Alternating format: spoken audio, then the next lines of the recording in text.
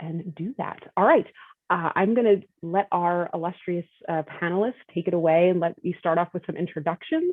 So if you wouldn't mind just saying a little bit about who you are, what brings you to this conversation, what connection that you might have to Eastern, and yeah, let us know what you do for a living. That'd be helpful too. Anyone wants to go first? I'll go first.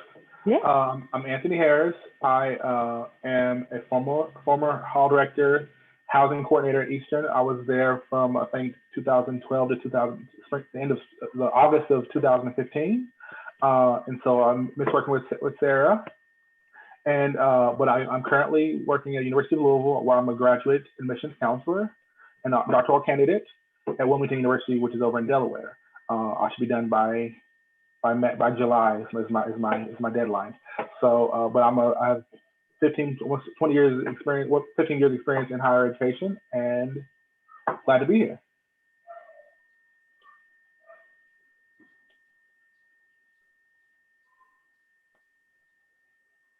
You can go. I'm Tessa Patiño. I'm Mexican American. I went to Eastern and I graduated in 2018. While I was there, I did many things. I studied history and secondary education. I was also an RA at one point, I think, while Anthony was an RD there. But I was an RA for 3 years. So I was an RA in Key Guffin and Key Ground, and then an RA in the Village for 2 years, which I don't even know if that exists anymore, but that's where I was an RA. And I currently teach high school history. So I currently teach 9th grade world history and 11th grade US history. I have taught, I student taught in Lower Merion, so I have public school experience. I then taught in the Archdiocese at West Catholic, so I have Catholic or parochial experience, and then I now work in a charter school, so also charter school experience, so all of the things. And hi, my name is Ray Pagliarulo. I did not go to Eastern, nor have I worked at Eastern. I know Sarah through my MFA program. I got my MFA at Rosemont College in creative writing, and we connected through that. I'm also very happy to be here. I come from a background of 10 years in the food service industry and 10 years in the nonprofit industry. So pretty different. And I'm now working as a corporate consultant, but I exclusively work with nonprofits. So I couldn't get too far away from the nonprofit world. And I specialize mostly in fundraising, communications, and writing. I also work as the associate editor of an online magazine called Hippocampus that focuses on creative nonfiction and memoir. Awesome. That's it. All right. Well, we're going to get started. The plan for tonight is that we're going to do some Q&A with our panelists, but we want to leave plenty of time for questions. We know that this is always an area where it's great to have personal experiences and expertise in the mix, because there's just so many things to consider when you think about the workplace, especially with all the things that we've seen, the changes that have occurred, especially over the last year, and expectations. So I want to start out with the first question, and if you want to use the same order that you did, that's fine. If you want to change it up, that's okay too. How have you navigated shifts in expectations in regards to personal appearance in your professional life? So have you navigated shifts in expectations?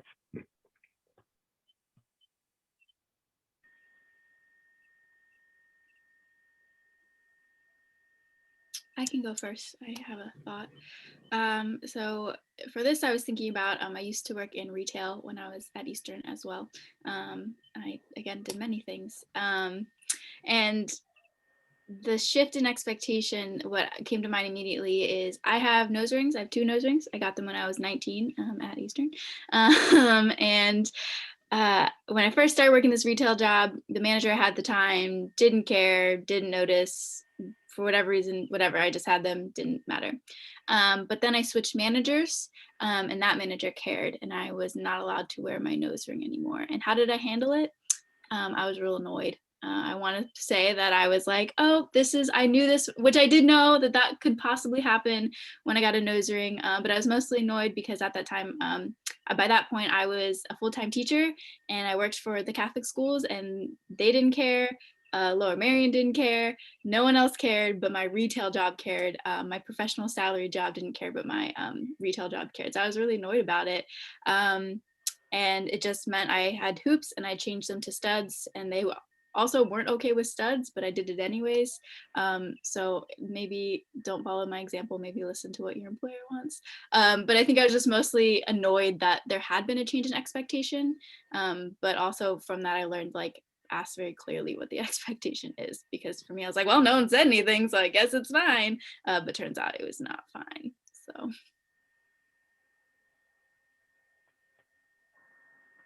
I haven't really had an issue with the change in expectation situation. So with me being in the field for over 15 years, when I was a grad student, my perceptions had shifted. So I was a grad student a long time ago, and undergrad a long time before that.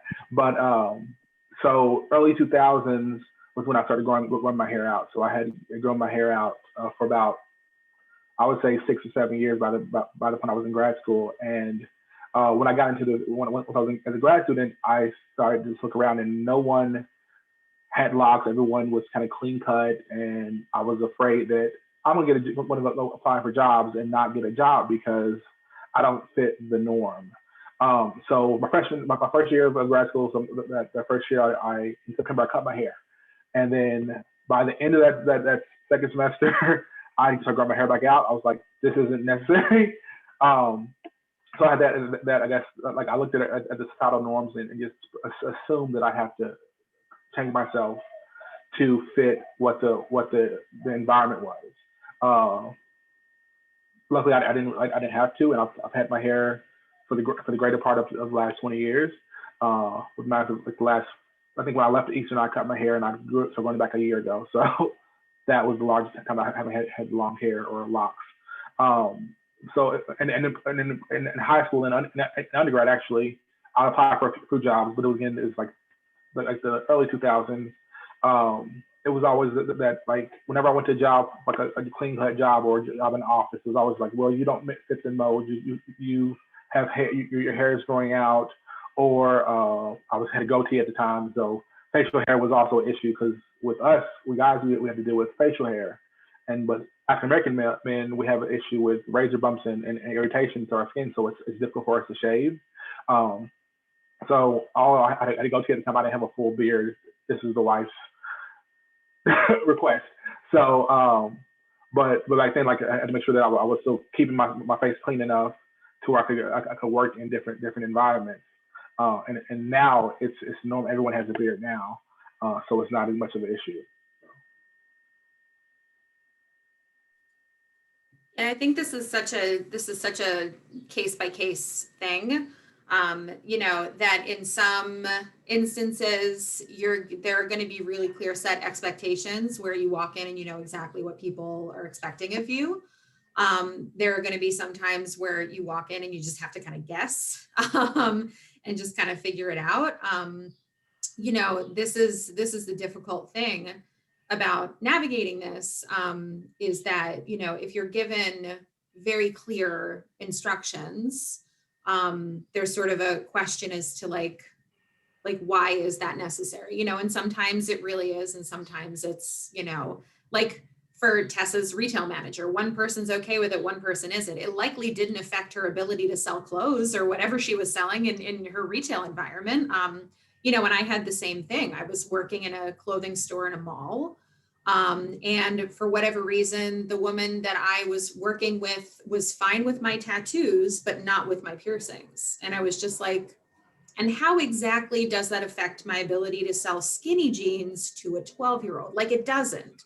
But it's one of those things where if you can have a candid conversation and say, hey, I'd love to chat about expectations with you, and be clear about what you expect of me and be clear about, what's important for me to be able to express. That's a great thing. And it's not always a given. And it's likely in a lot of scenarios going to be something that an employee is going to have to initiate, because a lot of times employers take the somewhat lazy route of, I'll know appropriate when I see it, which basically is a really great excuse to micromanage and count certain people out while implicitly accepting others.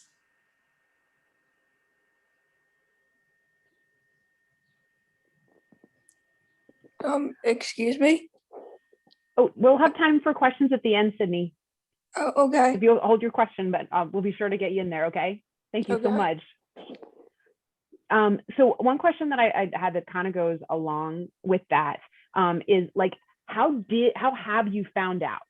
Because I think Ray, you alluded to that question of like, sometimes you know, sometimes you don't. When you have known, what does that look like? When you haven't known, how have you navigated those situations?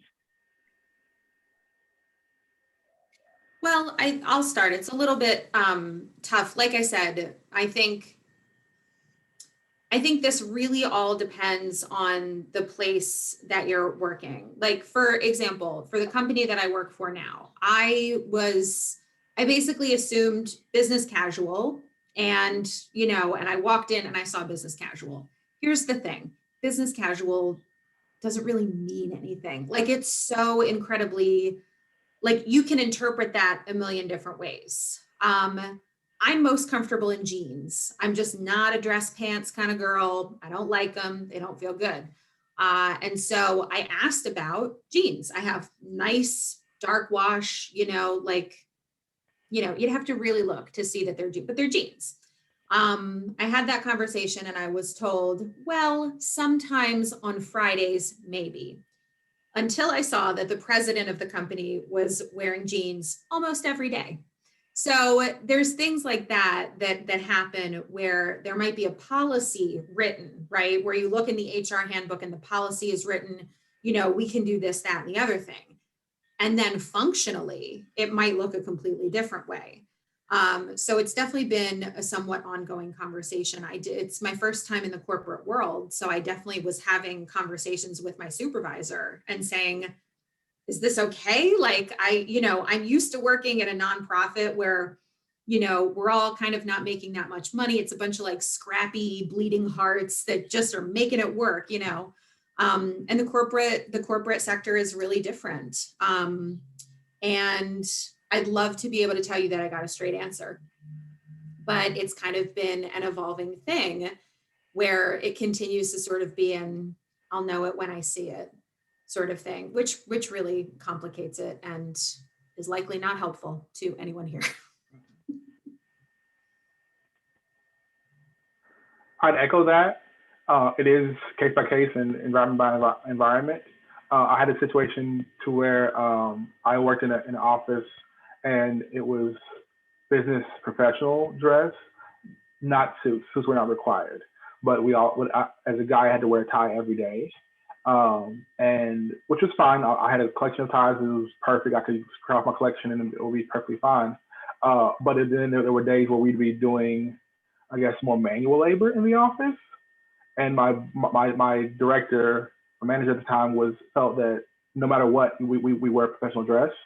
And I had to have a conversation with her. I was like, well, that's all fine and dandy when we're working in the office at our computers at our desk, when we're not doing manual labor. I'm not wearing my $45 tie and dealing with whatever we're dealing with, and I also had a skin condition at the time, so I can't wear a tie every day because it irritates my neck. And so we have to make some concessions with this. And so if you want me to do manual labor, then I'll wear khakis, or I'll wear some chinos or something with a polo shirt. But I'm not gonna wear my nicer clothes because I'm not getting paid with a clothing allowance to replace my expensive clothes. So, and we were able to work through that and come to consensus about that. And Fridays were casual Fridays, so we could wear khakis and a staff polo on Fridays. But it was always the middle of the week when she wanted me to wear something like dress up and then go unclog toilets in the residence hall that I was the assistant manager of. I was like, that's not gonna happen. So, but you have to be your own advocate in this situation as well. So if you know going into it what you need, and there should be there's sometimes some wiggle room with your leadership, and ask and just inquire about that, and so that you can know if there's a place for you or not. Yeah, to some extent, ask. And I mean, I guess a small piece of advice is like, especially as for those of you who came late, I'm a teacher. And so when I go to work for a different school or in a new setting, I ask for in writing, or where it says it in writing in their policy, what it is or isn't about tattoos or piercings or hair color or earrings or dress. And unfortunately, a really famous like line is they say you need to wear professional clothing.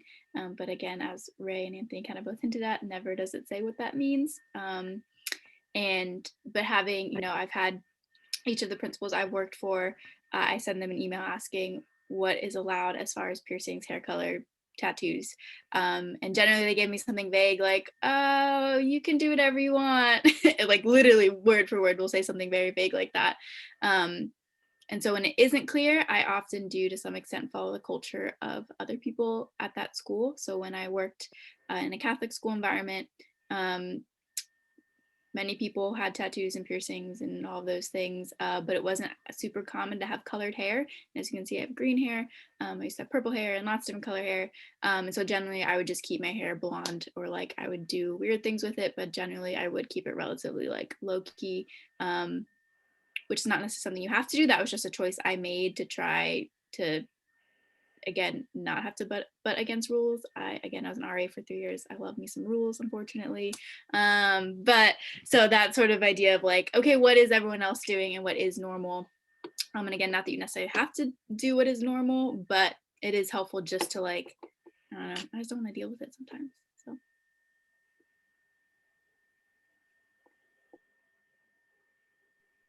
So something that's been discussed for a long time, but I feel like is finally, I think, making a lot of headway in conversations right now in workplaces. So there's obviously a lot of our notions in American culture, standards of professionalism, are heavily defined by white supremacy culture.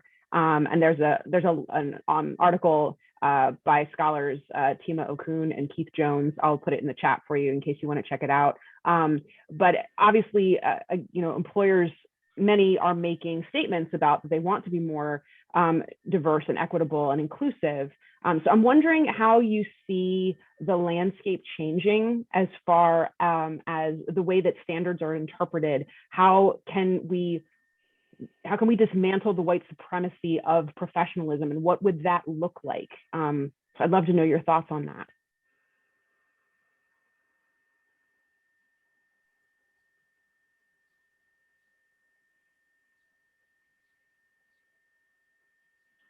Anthony or Tessa, I'll let one of you begin if you have thoughts before the white lady starts speaking. Tessa, you got any comments on that first? What I was thinking about, again, as I mentioned, I'm Mexican American, even though I look super white. Again, that is a part of my identity, and you can tell by my last name. But there is, I think that there's something to asking, and that's kind of what I said before too. Schools in particular, for those of you who want to be teachers, are really more willing currently and have been, at least this is change I've seen, to reconsider some of their dress codes, and that includes for students. So I think when you consider what is a dress code for you, you should always consider what it is for your students. That's something that I didn't mention in the last comment as well, that part of why I never dyed my hair color while I worked at the Catholic schools was because my students were not allowed to have colored hair. And so I tried to keep that same understanding. But something that you will find is that the rules that are created about dress codes often, what they aren't actually, like the reasons they say they have it aren't actually why they have it. So a really easy example is, it's almost, I think all the schools I've worked at, you cannot wear earrings that are bigger than a quarter. So that's that big. I don't know if you can see my earrings. I wear hoop earrings every day. I did not listen to this rule. I wore big hoop earrings. So I going back against my own advice. But I think asking like, why can't students or why can't I wear hoop earrings? Like, I'm sorry, but not to be stereotypical, but I wear hoop earrings and I'm a Latina woman. So that's just part of what I do. And the answer is always something like, oh, well, it's for safety. And asking, but why? In what circumstance do you think that a student is going to be that close to me that they're going to hurt me and accidentally pull my earrings? And like, you don't pay me enough. These are $10. They're just going to pop off. Like, it's not a good class. Trust me, it'll be fine. But just that like notion of asking why, and generally it's wrapped up in, oh, it's for safety. And maybe, but like, I don't know, there's other comments we could go into about how we're not keeping our students safe in school. So I will say that it's probably not actually accurate when they say it's for safety or for some other reason. Yeah, so that would be the example I use of like earrings. Like, why do they have to be a size of a quarter? That's something that I just wear. I've always worn hoop earrings, so why does it matter? But yeah, and just asking and continuing to ask why, and in some degrees kind of playing dumb really helps. Like, I don't understand, why would it not be safe for me to wear hoop earrings? Like, if you just play dumb, they talk themselves in a corner. It's really funny. So Good points. I would echo that. Just ask why, and you know, find your voice. And it's okay to have a positive, a non-combative conversation or dialogue with someone. I've done that in the past with positions and in positions. I think it's the idea of flexibility politics, and they think that, you know, the majority of the culture, the popular culture, thinks that this is acceptable, what is not, because it's comfortable for them. And so the workforce has been kind of set up to where it's comfortable for the majority to feel comfortable, to maintain like the comfortability. And so like being comfortable, they also feel that that's respectable. But the hair going out of my head, and me, you know, twirling my head around my finger to get to in a style is nothing more than a woman putting curlers in her hair to modify her hair that comes out of her head. It's the idea of me growing a beard, and it's on my face. It comes out of my face. I'm not stripping my follicles from my face. I'm not causing any malice or any ill will by having face on my hair on my face. It's hair. It's naturally growing from my body. It's well maintained, well kept. It's not disgusting or dirty. Why is this uncomfortable for you to see me with this state on my face? It doesn't interfere with my job or anything that I'm doing for you in or your organization or your company. So why is this such an issue? And so having those conversations with people who have that staunch opposition to your existence or your presence and how you present yourself. Now, if I was dirty or stinky, that's one thing, but I'm not. I'm well clean, well groomed. So if that's the issue of becoming to work in a professional capacity and looking professional, then what does my hair or my facial hair have to do with that? Because I am, dressed professional. I'm following the dress code. I choose to express myself via my hair, my body hair, that's on my head.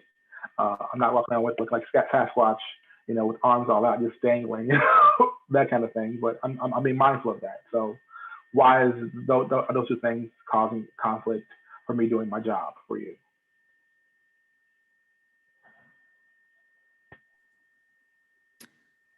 Yeah, so I'll kind of speak to this as, again, the white lady on the panel, but I have been in quite a number of situations where I work alongside people of color who are somewhat confused about what the expectations of them are, and a little bit nervous about how fully they can express themselves. And so, one thing that I'll sort of say is that within a workplace, I think allyship, this is some place where allyship really shows up. To Tessa's point, the playing dumb angle definitely works, because you're forcing someone to articulate something that they assume is just going to be implicitly accepted. And when it's time to actually explain that, it gets weird, it gets uncomfortable, and you start to realize just how flimsy the argument really is. And the fact that so much of what we accept as traditional professionalism is basically just rooted in the comfort of old white men, you know? And like, I don't particularly want to make them feel comfortable. That's not really what I came to do. The other unfortunate thing too is that, you know, again, in the settings that I've worked in, it often falls on people of color to figure this out, and to do the labor of really getting answers, and navigating this themselves. So that's, you know, sort of another mention about allyship and like how to show up for each other, is that even if it isn't something that you personally, you know, take issue with, as a white person, it certainly doesn't excuse you from being involved in the conversation. One thing that I have found incredibly helpful, in my capacity as a fundraiser, I belong to a community called Community-Centric Fundraising, which is essentially just like an online hub that is dedicated to dismantling all forms of white supremacy throughout the culture of philanthropy and fundraising, which is kind of amazing. And they have blog posts that cover a lot of this stuff. I'm actually going to put 3 of them in the chat, which are ones that I read in preparation to talk to you today. One is called Why Throwing Professionalism Out the Window Was My Best Career Move. One is about the untold dress code in terms of gender expression, which is especially poignant for trans folks and gender nonconforming folks. And then there's a really great article about code switching, which is another way that I think people of color in the workplace are sort of being held to somewhat unreasonable standards with no clear explanation. So I'll just pop those in there.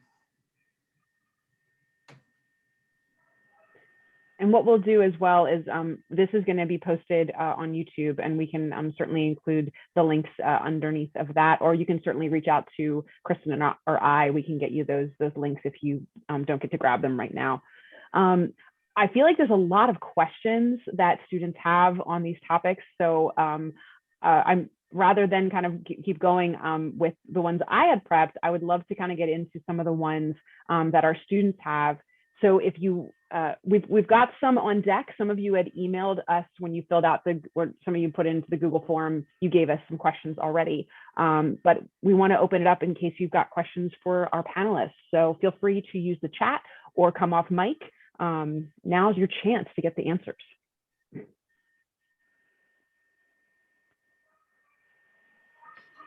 Hi, I can go first.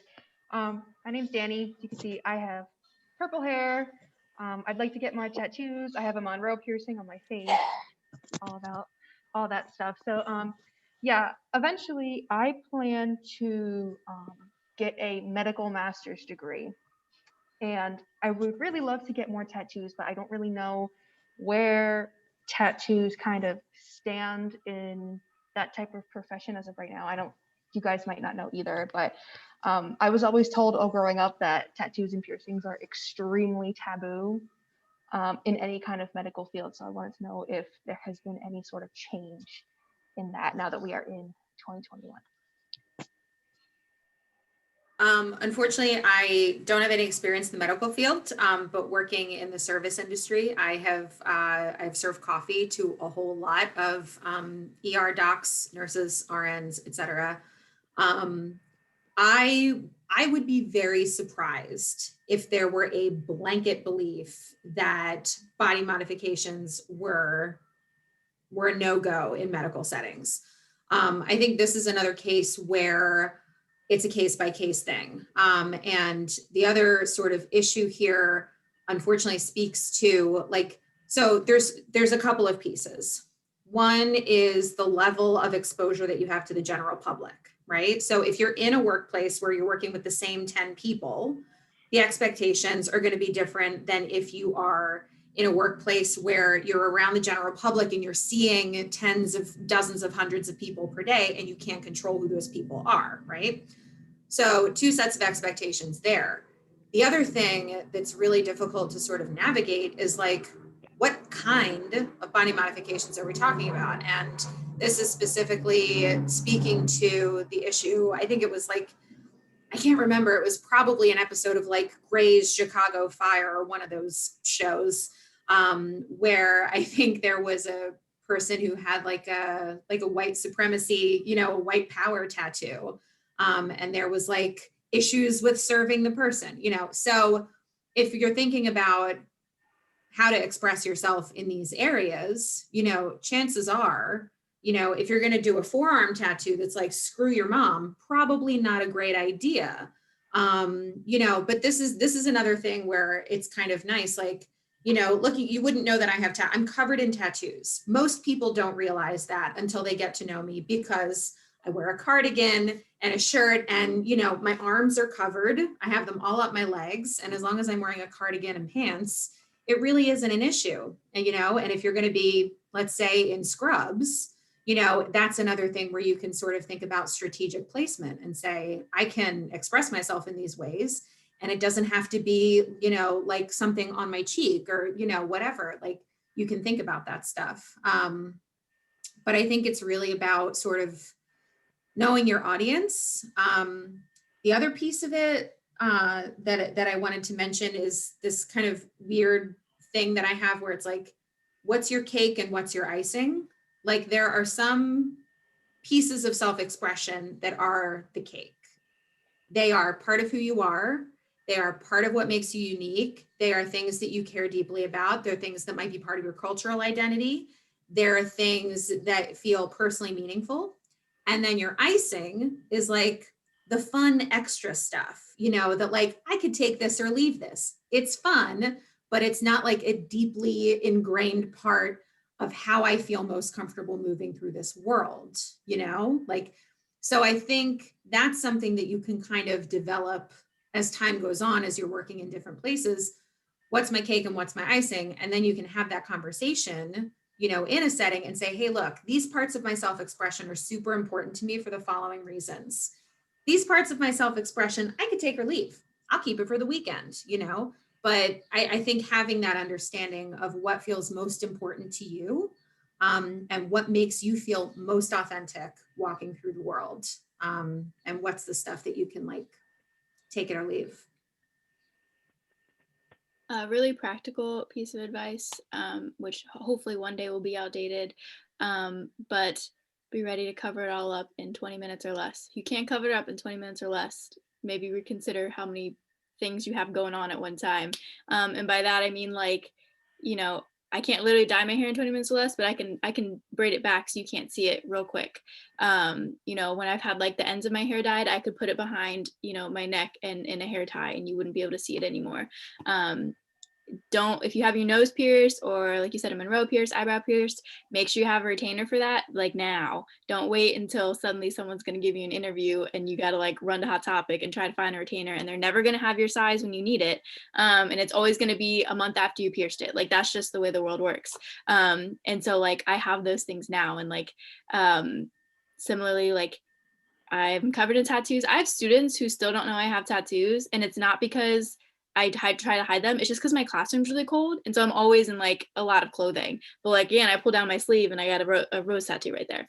And so like, yeah, that just be ready to, like, if you need to. That has been really helpful in my life, because I mean, I've never had to literally be ready in 20 minutes, but there have been times where someone said, hey, there's a job interview, we have an opening tomorrow at 1 o'clock, and I've got to be like, oh no, what am I gonna do tomorrow by 1 o'clock? And so that's always been super helpful. And yeah, I like that idea of like icing and cake. That like, hair for me has always been an icing, not a cake. And so if I have to dye this black tonight, like, I'll be sad for a little bit, but like, you know, I will be able to handle it. So yeah, just being ready for when you do interview. Unfortunately, that is not the time to try to break down barriers and systems. At least that's my personal understanding. I always go in and they should not know I have any sort of body modifications. But then that is a conversation I have once they offer me a job, or typically a question I would ask depending on how I felt the interview went. I would ask at the end of the interview is, how do you feel about tattoos, piercings, hair coloring? And even like, I often have mentioned like, I'm willing, at least depending on the job, you might always not feel this way, but I personally am like, I'm willing to cover them all you see that I have, but I would like to know what the expectation is. And again, every time it's been like, I guess we don't have a policy, you can do whatever you want. I'm like, okay, well, but even just going in with that, like, I have a tattoo on my foot, which is hard with stilettos sometimes, but other than that, all the other ones are really easy to cover. Even I have one on the back of my neck, and even with short hair, I've been able to put a scarf on and I'm fine. But yeah, so being ready to cover the things if you need to. And, you know, again, just piece of advice, interview is not the time to figure out what their expectations are, unless it's the question you ask at the end of the interview. But even then, I think most of my jobs, I waited until they offered me the job to figure out what their expectation is, which for me, that's because I know that I'm willing to cover up all the things if it's a school I really want to work for.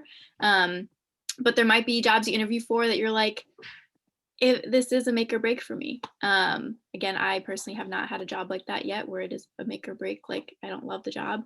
But yeah, if it were, then I would ask at the interview. But if it's like, I'm going to take this job no matter what they feel, I just need to know how much cover-up makeup I need to buy for my foot tattoo, then that's the question to ask. So. If I can just interject really quickly, one of the most memorable jobs that I had, which was at a clothing store and piercing studio, is because I was on my way to Ruby Tuesday for a job interview and had to get this guy changed out. And when I went, the guy who was changing my nose ring was like, you shouldn't work at a place that doesn't let you wear your nose ring. You should work for us. And they ended up hiring me, and I worked there for the summer. So that was like no problem.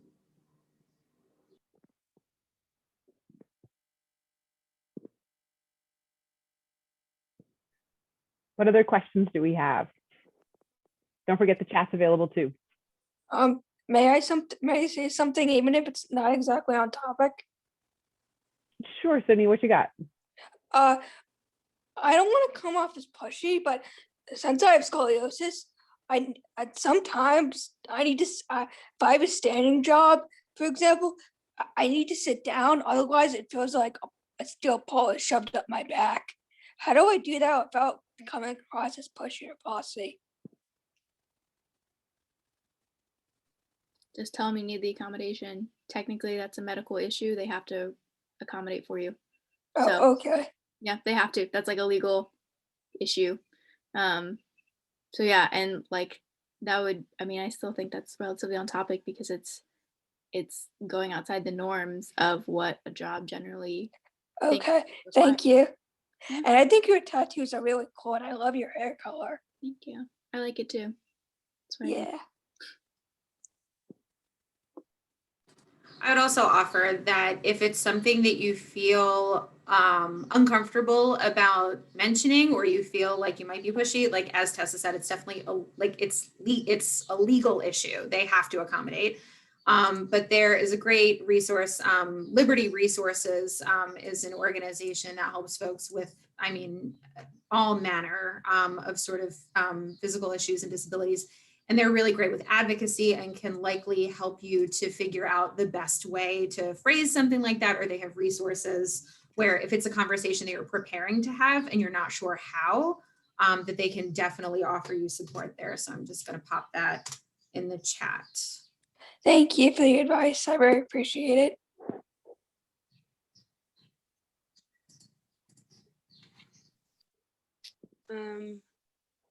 Hi. Go for it. I have a question. I am also a teacher, so it's very nice to hear another teacher speak and I refer to people like us like alternative teachers because we have tattoos and piercings and we dress super cool. But I just had a question for everyone in regards to, have you ever, because I do the same thing when it comes to job interviews, I cover up head to toe, don't say anything until after I get the job. But have you ever gotten a job where you had an expectation and they said, you know, something along the lines of like, well, you have to cover up, but then you didn't cover up, or came into any, I guess, situation where you felt as though the expectation was told to you in one way and then you received it in a different way while you were actually in the job?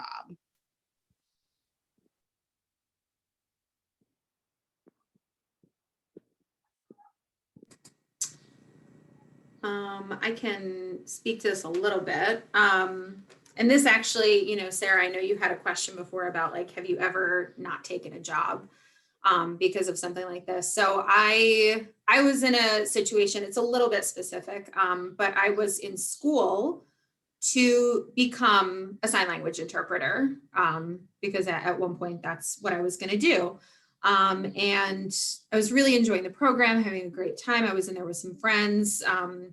And there eventually came time for, there was a class called The Business of Interpreting. And it was literally, once we're done talking about deaf culture, or once we're done talking about ASL syntax and learning ASL, what does the job of interpreting actually look like? And we had a little bit of a rough conversation where the teacher basically said, it's expected that you will be invisible.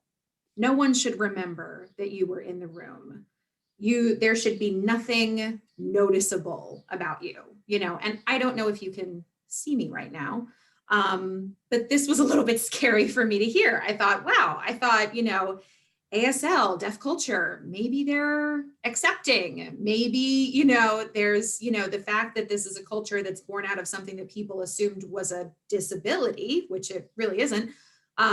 Perhaps there would be a level of acceptance there. And I quickly found out that part of the culture, and of course part of the function, was that like there should be nothing noticeable. So it was like no perfume, no jewelry, wear your hair back, no glasses. This would be unacceptable. You know, there were a lot of things about that where, and unfortunately, it wasn't necessarily this person's taste. It was because in a lot of settings, when you're doing visual language, you can't have distractions, right? So if I'm finger spelling in front of a patterned top, it's going to be difficult for a deaf person to be able to see that. So unfortunately, I realized like, oh, this is part and parcel. Like, this isn't just this guy who happens to have a crazy, you know, idea of how I should look or how I should dress.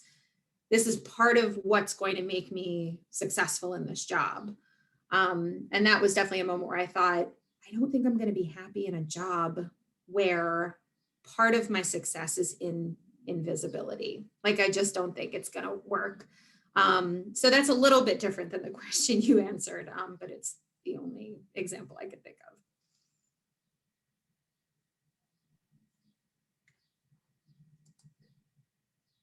We did have a question in the chat from Jasmine. And the question says, I believe Anthony mentioned hair when he was introducing himself. Does hair matter in the working industry? I am Black and use no heat or straighten my hair. I was wondering if I would not be qualified to be accepted for a job because my hair would be out natural, if that makes sense. If you can comment on that, that'd be great. Okay, I would say that the workforce is changing. There are still, yes, environments where hair does still matter. But for the most part, I would say that the workforce is changing to where it is more acceptable for the majority to see your hair in a natural state. Don't change your hair for anyone. Just don't do it. Like, I don't know what field you want to go into, but most fields are, especially like people facing fields, like you find a lot more accepting of natural hair, and in a lot of states it's the law, so they can't discriminate against you because of your hair. Thank goodness for that coming around. But just be mindful of the environment that you're working in, and because like it's all about the environment that you're working in and what's like respectful in that environment. If you're selling Mary Kay or Avon or something, you know, and look at the culture in which you're working. That's my best words of advice for that. But thankfully, like in the last few years, like there's been a lot more companies that are and states that are mandating that the discrimination does not occur. Yeah. Yeah, and just to add what Anthony said, I feel like I have to say this as a history teacher, but yeah, know what the law is, and be ready to say that if, and unfortunately you probably will have to be ready to say that in some environments. But also, like Anthony said, please don't change your hair for anyone. I I mean, my hair is a little bit sad right now, but generally I have pretty curly hair. And I straightened it almost my entire, like since I was like 12 or 13, almost all of Eastern, I always straightened my hair. Because I thought I don't know, I thought that I could pass as more white than I was. That's just the honest truth. Turns out my last name gives me away. But part of why I decided to not straighten my hair and to let it be curly and actually like learn how to take care of my curly hair as opposed to treating it like straight people hair, is because I looked out at my students and I realized like what a disservice I was doing to continue to straighten my hair when that is not what my hair wanted. And it's one thing if you want to straighten your hair because that's how you like it, but I didn't like it that way. I wanted to have curly hair and I liked having curly hair. But I think just even thinking about the person after you, which unfortunately is a big burden to bear, but thinking of the next person who, in my case, it's students, but it could be the intern at your job. It could be the next person that, unfortunately, you might have to pay that way in some way as well. And don't do that if you don't want to. Like Anthony said, if the job's going to give you a hard time, maybe you don't want that job, because I bet it doesn't stop at hair. That would be my instinct, is that if they can't handle curly hair, I imagine again that is not the end of the road. And so considering the next person, if that is a space you have. And again, when it's no one ever said anything about my hair, I look white enough that no one's going to challenge me. But that idea of like someone else is looking at me and they're going to see their Latina teacher is straightening their hair. So yeah, and I'll say like on that again. Like, I'm sorry. Go. No, go ahead, Anthony. Go ahead. Okay, I'll piggyback on that. Like, there was one time when I was in undergrad, I was applying for a job to be a DJ, mobile DJing company, and I had an interview in the mall of all places, very like not formal place to have an interview, but in the food court. And the guy, my hair was probably a little longer than what it is now, maybe like a little past my shoulders. And the guy interviewing me, he's like, "Well, will you be willing to cut your hair?" And I said, "Why?" He's like, "Well, like we're corporate DJs. We go to the big, Fortune 500 companies, and we do their events and whatnot." I'm like, "I'm playing stuff on a keyboard, or mixing music. What does that have to do with my hair?" And he's like, "Well, it's not professional." I was like, "Well, have you seen me in a suit?" Because the part of the job was for us to wear suits. I'm like, "Okay, when I wear a suit, I look great in a suit. You want me to go meet you tomorrow, and I'll have a suit on for you so you can see me in my black suit or tuxedo." But at the end of the day, like he was like, "Well, if you want to cut your hair or pull your hair up," I was like, "Well, it's not long enough for me to pull it up at this point. So you have a good day, because my hair isn't going to change, and me spinning disc or playing a playlist, at a corporate event, it has nothing to do with my hair. That's something that you want, and you're lost. So know your worth." Oh, yes. Yeah. All I was really going to say was I was just going to reiterate that cake icing thing. Like, especially as a person of color, your hair is your cake. That's cake. That's part of an identity, that is who you are and how you move through the world. And like Tess and Anthony said, it's also a legal issue. The thing about this, is that, again, it's very much on people of color to figure this stuff out, unfortunately. And, something that I've seen more than a couple of times with my colleagues of color who have come up across stuff like this is that a lot of times you have a choice to make. Do you want to be an employee in the place where there's some messy white supremacy laden stuff happening and be the person who affects change? Or are you going to protect yourself and go someplace where you don't have to do that labor? And like, that's a completely personal choice. I've been in situations where my colleagues said, "Screw this, I'm staying. I'm going to be the person who makes noise and has this conversation and makes other people uncomfortable." And sometimes it's like, I need to protect myself and I need to go someplace where I don't need to have this conversation, because I want to do my actual job and not the job of educating my employer on why you need to be more inclusive in this way or that way or the other way.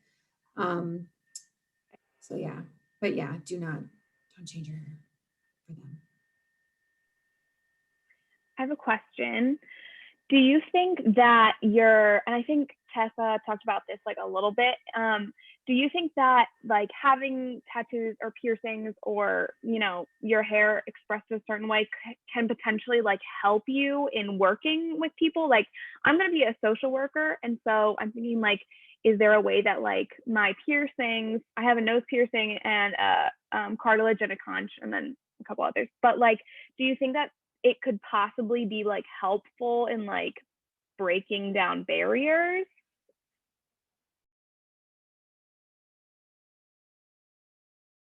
I mean, my students think I'm really cool, and what better thing is there than having teenagers think you're cool? So, I mean, do with that information what you will. But I mean, I think definitely there's the opposite where people are definitely going to think other of you. My grandma still thinks that the sun does this to my hair because I lied to her, and I will never admit that I dye it. But or I say it was the chlorine, chemicals. But yeah, I do think that there's something to that you do portray something about yourself. Yes, that's my comment, is that I think it can be helpful. I don't think it'll ever be in the way you think. I don't think ever someone looks at a rose tattoo and like thinks some deep thing about me, and is like, oh, that's a connection I have with this person. But I also think that it does portray a level of acceptance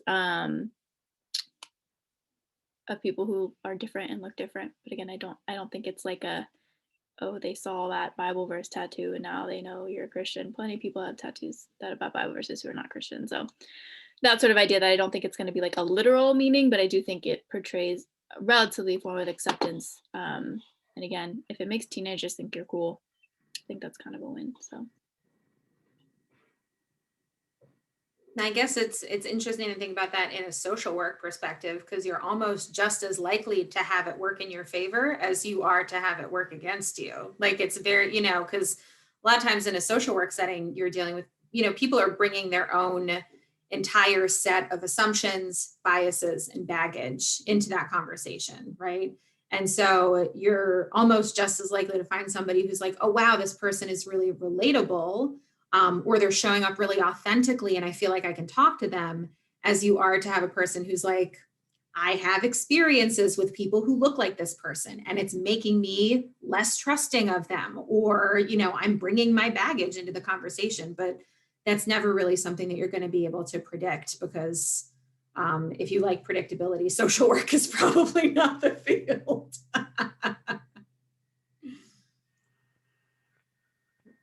Yeah, I would agree to that as well. Like, you never really know. So I have a story from when I was at Eastern, and I was the Eagle Hall RD. So if Eagleites in the building, hey. But like my first year, I got a lot of students coming to my office all of a sudden, like out of nowhere. Like, within my first maybe first semester, I was in my office, like, and then so I asked one day, what's going on? Why is everyone in my office? Like, you're an ally.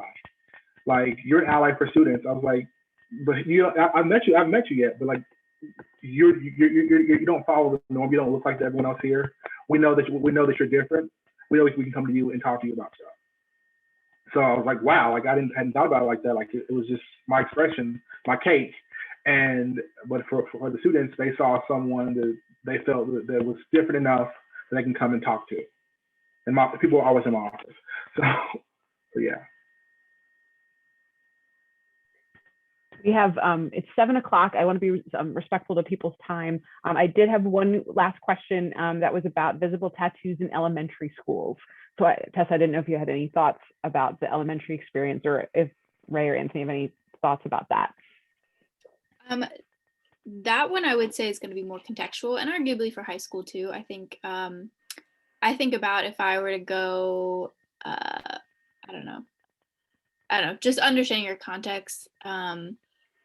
Generally speaking, it's going to be the same for high school and elementary school. Generally speaking, with elementary school, you might have a parent who doesn't like your tattoos or your piercings or your hair color.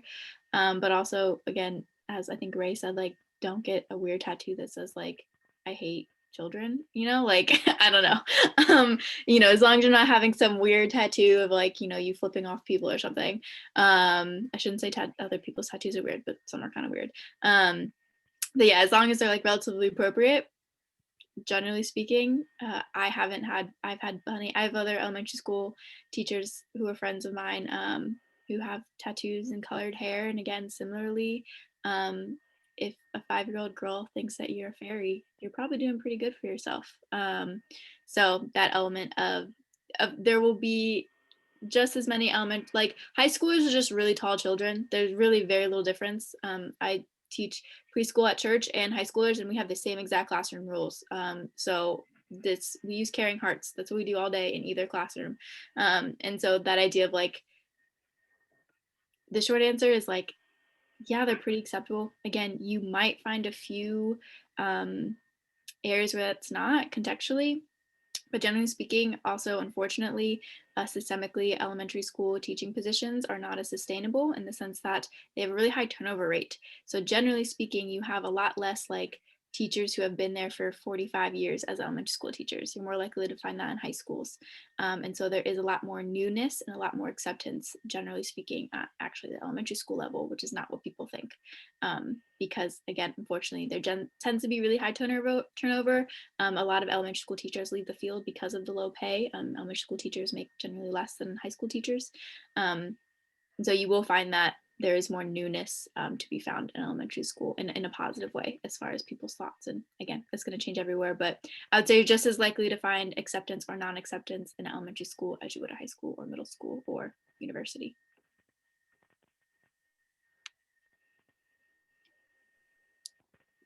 All right. Well, I have to say this hour went by really fast, and I am just so grateful for our panelists, for their knowledge, for their expertise, their sense of humor, and all of their great insight that they brought to this conversation. I hope that this was really useful for you. So yeah, it's always the Zoom round of applause. Like, I don't know how you do it. It's a mess. You can't even joke properly because you don't even get a laugh back. It's a mess.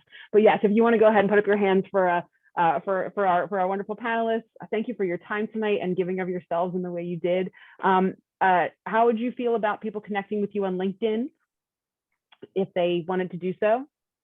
All right, LinkedIn is as awesome as you know, so feel free to connect with our panelists on LinkedIn. Thanks again for joining us tonight, and have a wonderful rest of your week. Thank you. Thank you. Thanks so much, Sarah.